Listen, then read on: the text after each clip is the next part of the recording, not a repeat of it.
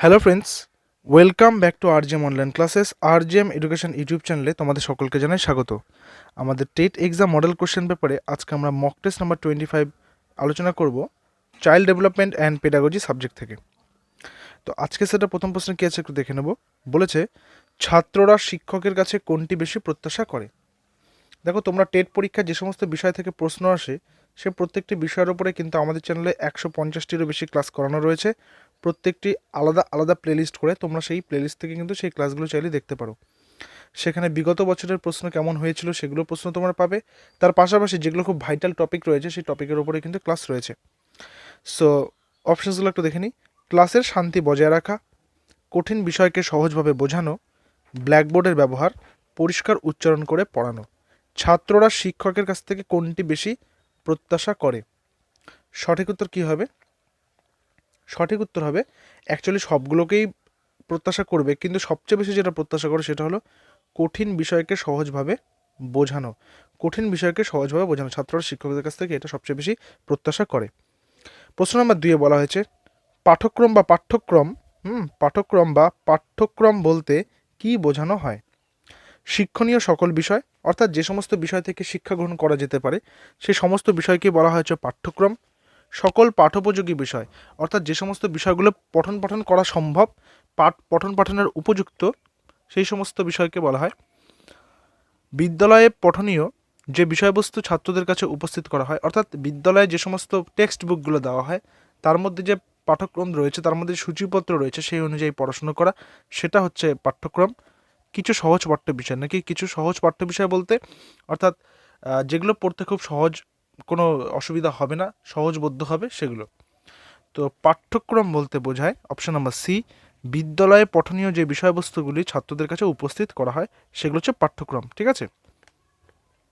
নম্বর 3-এ বলা হয়েছে, প্রবৃত্তির আধুনিক মতবাদের স্রষ্টাকে, ভেরি ভেরি ইম্পর্টেন্ট। প্রবৃত্তি, ঠিক আছে, কোন একটা প্রবৃত্তির কথা বলছে, সেই প্রবৃত্তির আধুনিক যে মতবাদ রয়েছে তার স্রষ্টা কে? রোরেন্স, ম্যাকডুগাল, ফ্রয়েবেল, স্পিয়ারম্যান। সঠিক উত্তর কী হবে? এই প্রশ্নের সঠিক উত্তর হবে অপশন নাম্বার এ, রোরেন্স। ঠিক আছে। নেক্সট প্রশ্ন নাম্বার 4, একটি উক্তি দেওয়া হয়েছে। একটি উক্তি, প্রাকৃতিক বিষয় ও সৌন্দর্যের উপলব্ধির মাধ্যমে যে শিক্ষা তাই হলো প্রকৃত শিক্ষা। প্রাকৃতিক বিষয় ও সৌন্দর্যের উপলব্ধির মাধ্যমে যে শিক্ষা তাকেই বলা হয় প্রকৃত শিক্ষা। এই কথাটি কে বলেছেন? এই কথাটা কে বলেছেন? এটা তোমাদের থাকলো আজকের হোম টাস্ক। এই প্রশ্নটা এর আগেও একবার আমাদের চ্যানেলে আলোচনা হয়েছে, তো আশা করি সেই আলোচিত প্রশ্নের মধ্যে থেকে তোমরা অ্যান্সারটা করতে পারবে। তো সঠিক উত্তর কী হবে সেটা তোমরা নিচে জানাবে কমেন্টের মধ্যে। 4টা অপশন রয়েছে: Rabindranath Thakur, Swami Vivekananda, Rousseau, Wordsworth. Next question, প্রশ্ন নম্বর 5, 18 মাস বয়স থেকে 5.5 বছর, 5 বছর 6 মাস মানে 5.5 বছর বয়সের উপযোগী কয়টি বিষয় মেরিল পামার অন্তর্ভুক্ত করেন? মেরিল পামার অন্তর্ভুক্ত করেন কয়টি বিষয় বা কয়টি উপযোগী বিষয় কাদের জন্য? যাদের বয়স 1.5 বছর, অর্থাৎ 18 মাস, 1.5 বছর থেকে 5.5 বছর। ঠিক আছে। 38টি বিষয়, 40টি বিষয়, 42টি বিষয়, 44টি বিষয়। সঠিক উত্তর হবে 42টি বিষয়। নেক্সট চলে আসি নাম্বার 6-এ, যাদের ভাষা জ্ঞান কম তাদের জন্য কোন টেস্ট প্রচলিত আছে? যাদের ভাষা জ্ঞান কম, ঠিক আছে, army beta test, army gamma test, army alpha test, army delta test. যাদের ভাষা জ্ঞান কম তাদের জন্য কোন টেস্ট প্রচলিত আছে? সঠিক উত্তর হবে, যখন বুদ্ধঙ্ক নিয়ে আমি ক্লাস করিয়েছিলাম তখন এই টেস্টের কথা কিন্তু বলা হয়েছিল। সঠিক উত্তর হচ্ছে army beta test, option number এ। সেখানে আরও অনেকগুলো টেস্টের কথা আমি বলেছিলাম, অনেকগুলো পরীক্ষার কথা আমি বলেছিলাম, সে প্রত্যেকটাই কিন্তু ইম্পর্টেন্ট, প্রত্যেকটা ভালো করে পড়তে হবে। ঠিক আছে। বুদ্ধঙ্কর যে ক্লাসটা নেওয়া ছিল আমাদের চ্যানেলে সেই ক্লাসের সমস্ত বিস্তারিত রয়েছে। নম্বর 7-এ বলেছে, অ্যাচিভমেন্ট টেস্ট এর ফলাফলকে কী দ্বারা প্রকাশ করা হয়? অ্যাচিভমেন্ট টেস্টের ফলাফলকে কী দ্বারা প্রকাশ করা হয়? ইএ, A B, C D, E F. সঠিক উত্তর কী হবে? সঠিক উত্তর হবে ইএ, option number A is the correct answer. Now question number 8-এ বলা হয়েছে, ক্ষীণ বুদ্ধি সম্পন্ন শিশুরা লোক সংখ্যা শতকরা কতজন? অর্থাৎ আজকে বর্তমানে যদি আমি বলি যে সমস্ত শিশু রয়েছে সেই শিশুদের মধ্যে ক্ষীণ বুদ্ধি সম্পন্ন শিশুদের পার্সেন্টেজ কত? ঠিক আছে, অর্থাৎ প্রতি 100 জনে কতজন করে ক্ষীণ বুদ্ধিসম্পন্ন শিশু রয়েছে? 0.5 অর্থাৎ হাফ জন, 1/2 যেটাকে বলা হয়, 1 জন করে, 2 জন করে, 3 জন করে। সঠিক উত্তর কি হবে? সঠিক উত্তর হবে 0.5 অর্থাৎ 100 জনের মধ্যে হাফ অর্থাৎ 200 জনের মধ্যে 1 জন। ঠিক আছে, নেক্সট চলে আসে নম্বর 9-এ। ব্যক্তিত্ব নিরূপণের জন্য কয়টি পরীক্ষা পদ্ধতি চালু আছে? ব্যক্তিত্ব নিরূপণ, ঠিক আছে, পার্সোনালিটির যে পরীক্ষা সেটার কথা বলছে। কয়টা পদ্ধতি চালু রয়েছে? 3টি, 5টি, 7টি, 9টি। সঠিক উত্তর কি হবে? সঠিক উত্তর হবে অপশন নাম্বার সি, 7টি পদ্ধতি চালু রয়েছে। নম্বর 10-এ আছে শূন্য কি ধরনের ব্যক্তিত্বের প্রতীক? শূন্য কি ধরনের ব্যক্তিত্বের প্রতীক? ভীষণ মিশুক, ভীষণ মিশুক, ভালো মিশুক, মাঝারি মিশুক, একেবারে অমিশুক। মিশুক বলতে যে খুব তাড়াতাড়ি ঘুলে মিলে যেতে পারে, যে তাড়াতাড়ি মিশে যেতে পারে কোনো কিছুর সাথে। ঠিক আছে, তো শূন্য বলতে কি বোঝানো হয়? সঠিক উত্তর কি হবে? সঠিক উত্তর হচ্ছে যে একেবারে অমিশুক, অর্থাৎ যে মিশতেই পারে না। ঠিক আছে, অপশন নাম্বার ডি। নম্বর 11-তে রয়েছে কিসের অভাবে ভাষা শেখাতে সমস্যা হয়? কিসের অভাবে ভাষা শেখাতে সমস্যা হয়? শিক্ষণ পদ্ধতি, শিক্ষণ সামগ্রীর পর্যাপ্ততা, মাতৃভাষার শিক্ষক, শিক্ষকের যোগ্যতা। সঠিক উত্তর কি হবে? সঠিক উত্তর হবে মাতৃভাষার শিক্ষক, অপশন নাম্বার সি। তো কিসের অভাবে ভাষা শেখাতে সমস্যা হয়? মাতৃভাষার শিক্ষকের অভাবে।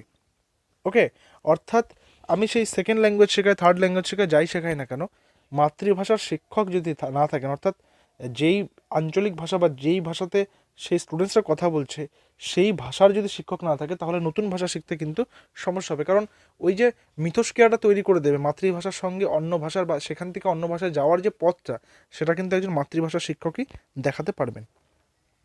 নম্বর 12-তে কী রয়েছে? প্রাইভেট টিউশন বর্তমানে আমাদের পশ্চিমবঙ্গে সবথেকে বেশি একটা আলোচিত বিষয়, অন্যতম, সবথেকে বেশি বললে ভুল হবে, অন্যতম একটি আলোচিত বিষয় প্রাইভেট টিউশন। বর্তমানে দেখা যাচ্ছে অনেক সরকারি শিক্ষককে প্রাইভেট টিউশন করাচ্ছেন। ঠিক আছে, এবং সেটা আইনত অপরাধ, এবং এগুলো নিয়ে অনেক আন্দোলন, অনেক কিছু চলছে। সো এই প্রাইভেট টিউশন কি হওয়া উচিত, হ্যাঁ কি না? এবং তার পরিপ্রেক্ষিতে কয়েকটি যুক্তিও দেওয়া রয়েছে। দেখো, প্রাইভেট টিউশন নেওয়া উচিত যেহেতু অনেক দুর্বল মস্তিষ্কের শিক্ষার্থীরা আছে। দুর্বল মস্তিষ্ক বলতে কাদেরকে বলা হয়? যারা ক্লাসে ইনঅ্যাটেন্টিভ, যারা অ্যাটেন্টিভ নয়, বা যারা একেবারে বা চট করে কোনো একটা বিষয়কে নিজেদের মধ্যে আত্মস্থ করতে পারে না, তাদের কথা বলা হচ্ছে। শিক্ষকের বাড়তি উপার্জন হিসাবে কাজ করে, অর্থাৎ একজন শিক্ষক স্কুলে চাকরি করছেন, তার পাশাপাশি তিনি আবার পাশাপাশি বাড়িতে ছাত্রদেরকে নিয়ে আসছেন। ঠিক আছে, নিয়ে এসে তাদেরকে তিনি পড়াচ্ছেন, সেটার কথা বলছে। অপশন নাম্বার সি, বন্ধ করে দেওয়া উচিত যেহেতু এটা শ্রেণী শিক্ষণকে ব্যাহত করে। খুব গুরুত্বপূর্ণ রয়েছে এই পয়েন্টটা। বলছে প্রাইভেট টিউশন বন্ধ করে দেওয়া উচিত, তার কারণ ক্লাস টিচারদের পড়ানোটাকে এটা ব্যাহত করছে। অর্থাৎ টিউশনে যখন পড়ছে কেউ, মানে বিস্তারিতভাবে সেখানে জানছে, যখন সেখানে দায়িত্বের সঙ্গে সেখানে শিখছে, তো সেই সময় সে আর ক্লাসে এসে পড়াশোনাটা মনোযোগ দিচ্ছে না। তো ক্লাসের যে পড়াশোনাটা, স্কুলের যে পড়াশোনাটা, সেটাকে ব্যাহত করছে। বন্ধ করা উচিত, কারণ এটি একটি অসৎ কাজ, অর্থাৎ এটা একটা অসৎ কাজ, সেই জন্য এটাকে বন্ধ করে দেওয়া উচিত। তো প্রাইভেট টিউশন সম্পর্কে তোমাদের কি মতামত রয়েছে সেটা তোমরা করবে এখানে। ঠিক আছে, এটার উত্তরটা আমি তোমাদেরকে অবশ্যই জানিয়ে দেবো। এটা আজকে তোমাদের হোম টাস্ক থাকছে, ওই প্রশ্নের পাশাপাশি আমি অবশ্যই উত্তরটাও জানিয়ে দেবো। তো সঠিক উত্তরটা কী হবে সেটা তোমরা কমেন্টে জানাবে। নম্বর 13-তে রয়েছে বিদ্যালয়ভুক্ত মূল্যায়ন ব্যবস্থার মাধ্যমে নিম্নের কী ধরনের সমস্যার সমাধান হতে পারে? বিদ্যালয়ভুক্ত মূল্যায়ন ব্যবস্থার মাধ্যমে নিচের কোনটা? বিদ্যালয়ভুক্ত মূল্যায়ন কি? অর্থাৎ কোনো একটা স্কুলে যখন এক্সামিনেশন হয়, ঠিক আছে, স্কুলে যখন পরীক্ষা হয়, অর্থাৎ সবাইকে একসাথে নিয়ে তাদের মূল্যায়ন করা। হ্যাঁ, তো তার মধ্যে বলছে নিম্নের কী ধরনের সমস্যার সমাধান হতে পারে? গণটোকাটুকি। গণটোকাটুকি মানে কি? সবাই লিখছে, সবাই একজন আরেকজনের তো দেখে পুরো ছেপে দিচ্ছে, সামনের জন পিছনের জনকে দেখাচ্ছে, সে আবার আরেকজনকে দেখাচ্ছে, এইভাবে চলছে। গণটোকাটুকি বলতে যেখানে সবাই টোকাটুকিতে ব্যস্ত, সবাই দেখে দেখে লেখাতে ব্যস্ত। ছাত্রদের বিশৃঙ্খলতা বোঝাই যাচ্ছে। অযৌক্তিক অ্যাসেসমেন্ট বলতে মানে যেই মূল্যায়নের কোনো যুক্তি নেই, কোনো যুক্তিগ্রাহ্যতা নেই। শিক্ষকদের সামাজিক সুখ্যাতি, শিক্ষকদের যে সোশ্যাল স্ট্যাটাস রয়েছে, সোশ্যাল যে তাদের সম্মান রয়েছে, সেটার কথা বলছে। সো কী হতে পারে, কিসের সমস্যার সমাধান হতে পারে? সবাইকে একসাথে যদি পরীক্ষা নেওয়া যায়, তাহলে কিন্তু অযৌক্তিক অ্যাসেসমেন্ট যেটা রয়েছে, সেটাকে কিন্তু সেই সমস্যাটার সমাধান কিন্তু হতেই পারে। নেক্সট নাম্বার 14তে বলেছে বিদ্যালয়ের প্রধান লক্ষ্য কী হওয়া উচিত। খুবই গুরুত্বপূর্ণ প্রশ্ন। আগামীতে তোমরা যখন সবাই স্কুলের টিচার হবে তখন একজন শিক্ষক বা একজন শিক্ষিকারও কিন্তু সেই সমপরিমাণ দায়িত্ব বর্তায় যেটা একজন প্রধান শিক্ষক বা প্রধান শিক্ষিকার উপরে থাকে, এবং নিজের কাজের জায়গাটা অর্থাৎ নিজের স্কুলটাকে কিন্তু সবসময় উন্নতির দিকে নিয়ে যাওয়া উচিত। তো এবার বিদ্যালয়ের প্রধান লক্ষ্য হওয়া কি উচিত, অর্থাৎ একটা বিদ্যালয় কীভাবে তৈরি হয়। একটা বিদ্যালয় শুধুমাত্র ইট বালি পাথরের নয়, সেখানে স্টুডেন্টস, সেখানে টিচার্স, সেখানে নন টিচিং স্টাফ সবার কিন্তু পারস্পরিক মিথস্ক্রিয়ার ফলে একটা বিদ্যালয় তৈরি হয়। তো এইখানে যে অপশানসগুলো রয়েছে, বিদ্যালয়ের প্রধান লক্ষ্য কী হওয়া উচিত, পাশের হার বাড়ানো, অর্থাৎ সবসময় এটা মাথায় রাখতে হবে যে শুধুমাত্র পাশের হার বাড়াতে হবে, অর্থাৎ যাতে কোনো স্টুডেন্ট অকৃতকার্য না হয় সেদিকে ধ্যান দিতে হবে। সঠিক সময়ের মধ্যে কোর্স সম্পন্ন করা, সঠিক সময়ের মধ্যে কোর্স সম্পন্ন করা হচ্ছে সিলেবাস দিয়েছে একটা পর্ষদ থেকে, আমি সরকারি স্কুলের কথা বলছি, পর্ষদ থেকে একটা সিলেবাস দিয়েছে এবং সেই সিলেবাসটা বেঁধে দেওয়া হয়েছে এটা অমুক মাসের মধ্যে করতে হবে, তারপরে একটা সামেটিভ এক্সাম, তারপরে অমুক মাসের মধ্যে এই অবধি শেষ করতে হবে, তারপরে একটা সামেটিভ এক্সাম, তারপরে থার্ড সামেটিভ এক্সাম। সো এইভাবে মানে সময়ের মধ্যে সিলেবাসটা কমপ্লিট করা, শিক্ষার্থীদের শৃঙ্খলাবদ্ধ করা, শিক্ষার্থীদের শৃঙ্খলাবদ্ধ বলতে তাদেরকে নিয়ম করা, এই সময়ের মধ্যে তোমরা প্রেয়ার লাইনে আসবে, তারপরে এই ঘন্টা পড়লে তোমরা এখানে যাবে ওটা যাবে, অর্থাৎ তাদেরকে পুরো নিয়মে একদম বেঁধে ফেলা। নাকি শিক্ষার্থীদের মধ্যে যোগ্যতা তৈরি করা, অপশন নাম্বার ডি, শিক্ষার্থীদের মধ্যে যোগ্যতা তৈরি করা। তো সঠিক উত্তর কী হবে, সঠিক উত্তর হবে একটা বিদ্যালয়ের প্রধান লক্ষ্য এটাই হওয়া উচিত যাতে তারা শিক্ষার্থীদের মধ্যে যোগ্যতা তৈরি করতে পারে। যোগ্যতা তৈরি করতে পারলে পাশের হার বৃদ্ধি পাবে, যোগ্যতা তৈরি করতে পারলে তারা নিজেরাও দায়িত্ব সহকারে সময়ের মধ্যে কোর্স কমপ্লিট করতে পারবে, এবং যোগ্যতা সম্পন্ন যে যোগ্যতা তাদের মধ্যে তৈরি হয় তারা শৃঙ্খলাবদ্ধ না হলেও তারা নিয়মানুবর্তিতাটা অবশ্যই কিন্তু মেনে চলবে, অর্থাৎ কোনটা সঠিক কোনটা ভুল সেটা তারা বিচার করতে শিখবে, সেইভাবে ছাত্রছাত্রীদেরকে তৈরি করতে হবে। So option number D is the correct answer. দেখো তোমাদের যে 30 নম্বর সিডিপি কোশ্চেন থাকবে তার মধ্যে 15টা থাকবে থিওরিটিক্যাল এবং 15টা থাকবে কন্ডিশনাল, অর্থাৎ এই 15টা থাকবে পেডাগজিক্যাল কোশ্চেন, যে একজন শিক্ষকের কী করা উচিত, এটা কী হওয়া উচিত, কন্ডিশন দিয়ে থাকবে, আর 15টা থাকবে থিওরিটিক্যাল। ঠিক আছে, তো কি বলেছে এখানে দেখে নিই। প্রশ্ন নম্বর 15তে বিকল্প বিদ্যালয় ব্যবস্থা নিম্নে কাদের পরিবেশন করা হয় না, পরিবেশন করা হয় না, বিকল্প ব্যবস্থা। ঠিক আছে, বিকল্প ব্যবস্থা মানে কি, অর্থাৎ যারা বিদ্যালয়ের মধ্য দিয়ে পরিকাঠামোগত শিক্ষায় অংশগ্রহণ করতে পারে না, ঠিক আছে, সেই বিকল্প ব্যবস্থার কথা বলা হচ্ছে। তো এই বিকল্প ব্যবস্থা কাদেরকে পরিবেশন করা হয় না বলছে, অর্থাৎ কাদেরকে প্রোভাইড করা হয় না, স্ট্রিট শিশুদের, অর্থাৎ পথ শিশু যারা, ঠিক আছে, পথ শিশুদের, অর্থাৎ যাদের হয়তো কোনো যাদের হয়তো কোনো নাম নেই, যাদের হয়তো কোনো বংশ পরিচয় নেই, যাদের হয়তো কোনো পিতামাতার ঠিক ঠিকানা নেই, খবর নেই, ঠিক আছে, সেই যে পথ শিশু যারা পথে পথে ঘাটেই যারা বড় হয়ে যাচ্ছে অবহেলার মধ্যে দিয়ে, ঠিক আছে, এবং মানুষের সভ্য সমাজের অলক্ষ্যে যারা বড় হয়ে উঠছে, সেই পথ শিশুদের। মাইগ্রেটেড শিশু, মাইগ্রেটেড শিশু বলতে যারা এক জায়গা থেকে অন্য জায়গাতে স্থানান্তরিত হচ্ছে, নিশ্চয়ই কোনো কারণে, অবশ্যই অনেক কারণ থাকে তার পেছনে।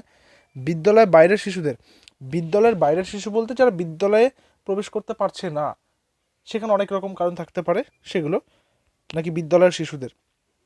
যেহেতু বলছে বিকল্প ব্যবস্থা কাদেরকে করা হয় না, মনে রাখতে হবে বিদ্যালয়ের শিশুদের করা হয় না, কারণ বিদ্যালয়ের শিশুদের জন্য তো বিদ্যালয় রয়েছে, বাকি এদের জন্য কিন্তু সেটা করানো হয়, এবং তার জন্য বিভিন্ন ব্যবস্থা কিন্তু সরকার পক্ষ এবং তার পাশাপাশি বিভিন্ন এনজিওদের কথা না বললেও হয় না, এনজিওরা কিন্তু প্রতিনিয়ত কিন্তু নিঃশব্দে কাজ করে চলেছে। তাদের হয়তো খাবার তুলে দেওয়া, তাদের হয়তো বিনা পয়সায় পড়াশোনা করানো, শিক্ষিত করা, ঠিক আছে, অনেক মহান মানুষ এরকম রয়েছেন যারা কিন্তু এই এনজিওর আড়ালে থেকে এই কাজগুলো কিন্তু করে চলেছেন। ঠিক আছে, নেক্সট নাম্বার 16-এ আছে একজন শিক্ষক হিসেবে নিম্নের কোন বক্তব্যটির সঙ্গে তুমি সহমত নাও। ঠিক আছে, একজন শিক্ষক হিসেবে নিম্নের কোন বক্তব্যটির সঙ্গে তুমি সহমত নও, এটা তোমাদের প্রত্যেককে ব্যক্তিগতভাবে প্রশ্নটা করা। শিক্ষকদের সমাজের অবশিষ্ট জায়গায় রাখা উচিত। সমাজের অবশিষ্ট জায়গা অর্থাৎ যেই জায়গাতে সবার মানে সবাই নিয়ে নিয়েছে, তারপরে যেটা অতিরিক্ত জায়গা রয়েছে, অবশিষ্ট জায়গা রয়েছে, তাদের সেই জায়গাতে শিক্ষকদেরকে আলাদা করে রাখা উচিত। শিক্ষার্থীদের অকৃতকার্য হলে শিক্ষকদের দায়মুক্ত রাখা উচিত, অর্থাৎ কোনো একটা স্টুডেন্ট, ধরে নাও তুমি ক্লাসের একটা ক্লাস টিচার, সেই ক্লাসে 50 জনকে তুমি পড়িয়েছো, গোটা বছর ধরে সমানভাবে তুমি পড়িয়েছো, ক্লাসে যখন তুমি পড়াবে সবাই সমানভাবেই সেটা পাওয়ার কথা, তার মধ্যে থেকে 4-5 জন ফেল করেছে, তো সেক্ষেত্রে তোমাকে তার দায় নিতে হবে সেরকম বলা হয় না, বলছে তোমাকে যাতে দায়মুক্ত রাখা হয়। ঠিক আছে, দায়মুক্ত রাখা হয় বলতে, কারণ তুমি তো বাকি 45 জনকে পাস করতে সাহায্য করেছো বা পাস করিয়েছো, সো এখানে নিশ্চয়ই সেই স্টুডেন্টসগুলোই তোমার কাছ থেকে সেই ইনপুটটা নিতে পারেনি। সো এক্ষেত্রে শিক্ষকদের যাতে কোনো দায় না থাকে। শিক্ষকদের সঠিক এবং সময় উপযোগী ট্রেনিং দেওয়া উচিত। শিক্ষকদের সঠিক এবং সময় উপযোগী ট্রেনিং দেওয়া উচিত বলতে অর্থাৎ আজকে যেরকম ট্রেনিংয়ের কথা বলে রাখছে আমাদের যে দেশ এবং রাজ্যে রয়েছে, ডিএলএড রয়েছে, ডিএড রয়েছে, বিএড রয়েছে, অর্থাৎ শিক্ষকদের শিক্ষিত করার জন্য বা শিক্ষকদেরকে প্রশিক্ষণ দেওয়ার যে কথাগুলো বলছে সেই ট্রেনিংয়ের কথা বলছে। ভালো পারদর্শিতার জন্য শিক্ষকদের পুরস্কৃত করা উচিত। ভালো পারদর্শিতা বলতে যেমন বিভিন্ন রকমের পুরস্কার কিন্তু প্রতি বছর রাজ্য সরকারের পক্ষ থেকে দেওয়া হচ্ছে, বা রাষ্ট্রপতি পুরস্কারও কিন্তু শিক্ষকদেরকে দেওয়ার প্রবণতা শুরু হয়েছে। তার পাশাপাশি স্কুলে ফেলিসিটেট করা যেতেই পারে, ঠিক আছে? তো সেটা বলেছে। তো এই প্রশ্নের উত্তরটা আমি দিব না, এই প্রশ্নের উত্তরটা তোমরা নিজেদের ব্যক্তিগতভাবে ভেবে চিনতে অ্যান্সারটা করবে। এটা তোমাদের আজকের হোমওয়ার্ক, 3টা কোশ্চেন হোমওয়ার্ক কিন্তু দেওয়া থাকলো। এবং তোমরা আমাদের এই ভিডিওর পিডিএফগুলো পেয়ে যাবে। পিডিএফগুলো দিতে হয়তো একটু দেরি হচ্ছে, বাট পিডিএফ আমি প্রত্যেকটা দিয়েছি এবং দিচ্ছিও। আমাদের টেলিগ্রাম চ্যানেলের লিঙ্ক আমি নিচে ডেসক্রিপশনে দিয়েছি, সেই টেলিগ্রাম চ্যানেলে তোমরা জয়েন হয়ে ফ্রিতে পিডিএফগুলো কিন্তু পেয়ে যেতে পারো। নম্বর 17তে কী আছে? নম্বর 17তে বলেছে সহ পাঠক্রমিক কার্যাবলী। পাঠক্রমিকটা কি? কো কারিকুলার অ্যাক্টিভিটিস বলে কি না, অর্থাৎ সিলেবাসের পড়াশোনার পাশাপাশি যে আনুষঙ্গিক যে সমস্ত, সেটা কি হতে পারে, নাচ গান হতে পারে, সেটা ব্যায়াম হতে পারে, সেটা খেলাধুলা হতে পারে, সেটা আরও অনেক কিছু হতে পারে। সো এই যে কো কারিকুলার অ্যাক্টিভিটিসের কথা বলছে, সেগুলো নিম্নের বলছে দায়িত্ব নিম্নের কার উপর থাকা উচিত।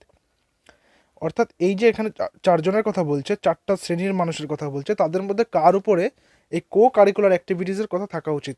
প্রধান শিক্ষক, যে শিক্ষক এই বিষয়ের জন্য নিযুক্ত হয়েছেন তিনি, যে শিক্ষক এই বিষয়টি ভালোবাসেন তিনি, সকল শিক্ষক। সঠিক উত্তর কী হবে? সঠিক উত্তর হবে সকল শিক্ষককেই কিন্তু দায়িত্ব থাকা উচিত কো কারিকুলার অ্যাক্টিভিটিসের, ঠিক আছে? অবশ্যই প্রত্যেকটা স্কুলে একজন কালচারাল সেক্রেটারি থাকেন, একজন সাংস্কৃতিক বিভাগে থাকেন, কিন্তু শুধুমাত্র সাংস্কৃতিক বিভাগই কো কারিকুলার অ্যাক্টিভিটিস না, সেখানে খেলাধুলাও থাকবে, সেখানে প্যারেড থাকবে, সেখানে অ্যাকচুয়ালি এই প্রশ্নটা দেওয়ার অর্থ এটাই হচ্ছে, শিক্ষকরা শুধু যে পড়াবেন স্কুলে গিয়ে তা নয়, তার পাশাপাশি আলটিমেট ডেভেলপমেন্টের কথা ভাববেন স্টুডেন্টসদের জন্য, এবং কো কারিকুলার অ্যাক্টিভিটিসে কে কতটা পারদর্শী তাদেরকে সেদিকে সবসময় তাদেরকে উৎসাহিত করতে থাকবেন। সো প্রত্যেকটা শিক্ষকেরই কিন্তু এটা একটি কর্তব্য। নম্বর 18তে কি বলা হয়েছে? অভিজ্ঞ শিক্ষকদের পাঠ পরিকল্পনার দরকার হয় না, তার কারণ কি? অভিজ্ঞ শিক্ষক যারা, ঠিক আছে, তাদের পাঠ পরিকল্পনা লাগে, অর্থাৎ সে যে দীর্ঘদিন ধরে কি করছে, পড়াচ্ছে, তার পাঠ পরিকল্পনার দরকার হয় না, তার কারণ কি? তারা পাঠ পরিকল্পনা ছাড়াই ভালো পড়াতে পারেন, তারা এটা পড়াতে পারেন, ঠিক আছে? কম মেধাসম্পন্ন শিক্ষার্থীদের সংখ্যা খুবই কম, অর্থাৎ এখানে বলছে কম মেধাসম্পন্ন শিক্ষার্থীদের সংখ্যা খুবই কম। তারা ভুল করলেও শ্রেণীকক্ষে কোনো রকম চ্যালেঞ্জের মোকাবেলা করে না, তারা তাদের বৃহৎ অভিজ্ঞতা ও জ্ঞানের মাধ্যমে ম্যানেজ করতে পারে। অর্থাৎ প্রথম কথা, সি নাম্বারটা কী আছে, প্রথম দুটোতে বললাম। সি নাম্বার বলছে তারা ভুল করলেও শ্রেণীকক্ষে কোনো রকম চ্যালেঞ্জের মোকাবেলা করে না, অর্থাৎ দেখা গেল তার পড়াতে গিয়ে কোনো রকম কোনো ভুল ত্রুটি হতেই পারে, কারণ এক মানুষ মাত্রই ভুল হয়, পড়াতে গিয়ে ভুল হতে পারে, যেরকম যেখানেই প্রিন্টিং মিস্টেক হয়ে গেছে, আমার টাইপিং মিস্টেক হয়েছে, তো এটা ভুল হতে পারে, এটা মানুষ মাত্রই ভুল হয়, কিন্তু আমি সেটা তোমাদেরকে বোঝাতে পেরেছি। তো এখানে কোনো চ্যালেঞ্জের মোকাবিলার কথা বলছে, যে ক্লাসে তিনি হয়তো কিছু একটা পড়াতে গিয়ে তিনি কোনো স্টুডেন্টকে বোঝাতে পারেনি ঠিক করে, তো সেই স্টুডেন্টটা হয়তো তাকে রিপিট কোশ্চেন করে ফেললো যে এইটা কী হবে স্যার, বুঝতে পারিনি, তো তিনি কোনো চ্যালেঞ্জের মোকাবিলা করেন না, তার সামনে এরকম কোনো চ্যালেঞ্জ কখনো আসে না, সেই জন্য হয়তো তার দরকার পড়ে না, বা তারা তাদের বৃহৎ অভিজ্ঞতা জ্ঞানের মাধ্যমে ম্যানেজ করতে পারেন। অর্থাৎ তিনি তার অভিজ্ঞতা এবং জ্ঞান, যেহেতু অনেক দিন ধরে তিনি পড়াচ্ছেন, জ্ঞানও বেড়েছে, অভিজ্ঞতা বেড়েছে, তা তিনি কোনোরকমভাবে ম্যানেজ করে নিতে পারেন। তো সঠিক উত্তর কী হবে? অভিজ্ঞ শিক্ষকদের পাঠ পরিকল্পনা দরকার হয় না, তার কারণ তারা অনেক বেশি অভিজ্ঞ এবং জ্ঞানী, তাই তারা ব্যাপারটিকে ম্যানেজ করে নিতে পারেন। নম্বর 19-এ রয়েছে বিদ্যালয়ের বাইরে শিশুদের জন্য নিম্নের কোন পাঠ্যক্রমের উপাদানটি অতি জরুরি? বিদ্যালয়ের বাইরে শিশুদের জন্য নিম্নের কোন পাঠ্যক্রমের উপাদানটি অতি জরুরি? সাক্ষরতা দক্ষতা, জীবনের দক্ষতা, সংখ্যাজ্ঞানের দক্ষতা, ভোকেশনালের দক্ষতা। সঠিক উত্তর হবে সংখ্যাজ্ঞানের দক্ষতা, অপশন নাম্বার সি, অর্থাৎ বিদ্যালয়ের বাইরে শিশুদের জন্য সংখ্যাজ্ঞানের দক্ষতা কিন্তু অবশ্যই জরুরি। এবং আজকে সেটা শেষ প্রশ্ন, আধুনিক পাঠ্যক্রমের বৈশিষ্ট্য কী? প্রশিক্ষণমূলক অভিজ্ঞতা, শিক্ষামূলক পরিকল্পনা, সর্বাঙ্গীন বিকাশ নাকি আর্থিক বিকাশ? সঠিক উত্তর কী হবে? অপশন নাম্বার সি, সর্বাঙ্গীন বিকাশ। তো এই ছিল আমাদের আজকে সেটের মোট 20টি প্রশ্ন। তো তোমরা HW যেগুলো আমি দিয়েছি প্রশ্নগুলো, সেগুলো তোমরা অবশ্যই করে দিও অ্যান্সার। তো দেখা হচ্ছে পরবর্তী ক্লাসে। Till then stay connected with RGM education YouTube channel. Thank you.